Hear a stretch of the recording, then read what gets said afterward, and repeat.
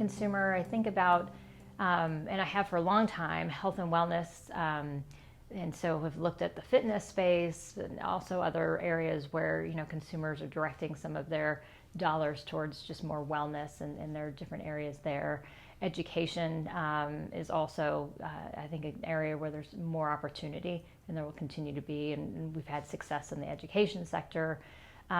Beauty and personal care is one that has gotten a lot of attention recently. I invested in Physicians Formula back in 2002, and it was a time when there wasn't a lot of private money around that space, and people looked at me a little strange.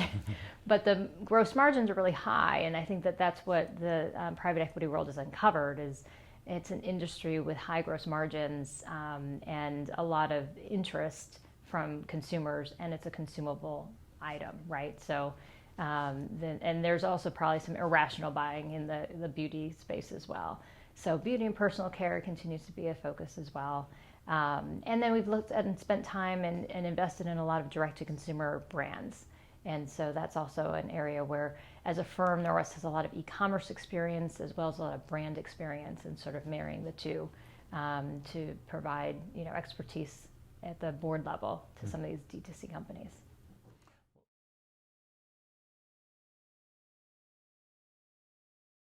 An example, PCA Skin, which was a personal care, skincare brand in the clinical space, that we thought about how can we first elevate this brand, because it was mostly in the esthetician market, and we thought there was an opportunity to do some clinical studies and bring it to doctors' offices. And so we spent some time and money and resources to do that, which we felt like would create a halo around the brand and more credibility around the brand.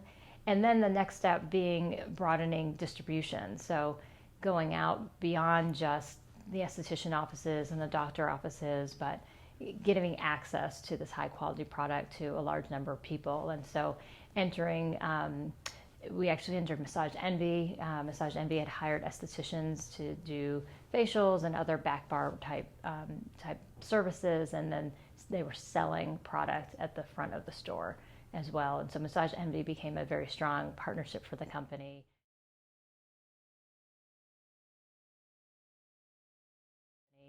Another one was Amazon. Everyone seems to be scared of Amazon. But what we found was there was a lot of expired product and other, doctor office that would close, that would put product up at a discount on the marketplace side. And so at the end of the day, we felt like if we could control our own destiny on Amazon and have the marketplace discounted items and expired items kind of shut down, and work with Amazon in selling directly to them and having a branded, sort of section within Amazon in their clinical skincare space, that would be a positive. And so we did do that, and we did field calls from some doctors and estheticians about, why are you selling on Amazon?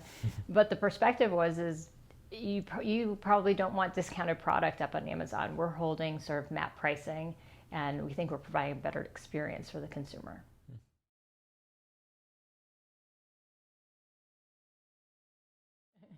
We've also looked at a few emerging brands that are only selling on Amazon. They've sort of bootstrapped themselves, and the customer acquisition cost of going and spending money on Facebook or Instagram is sort of too much for them without having outside capital, and so they've sort of leveraged the Amazon marketplace. And I do think that that'll continue. It sort of democratizes access to consumers in what Amazon's done with their marketplace. So I think you'll start to see more and more brands being created there.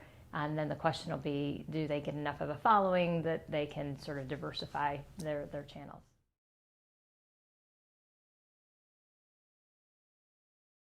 I think, we're believers in services. We were in an education services company called The Learning Experience.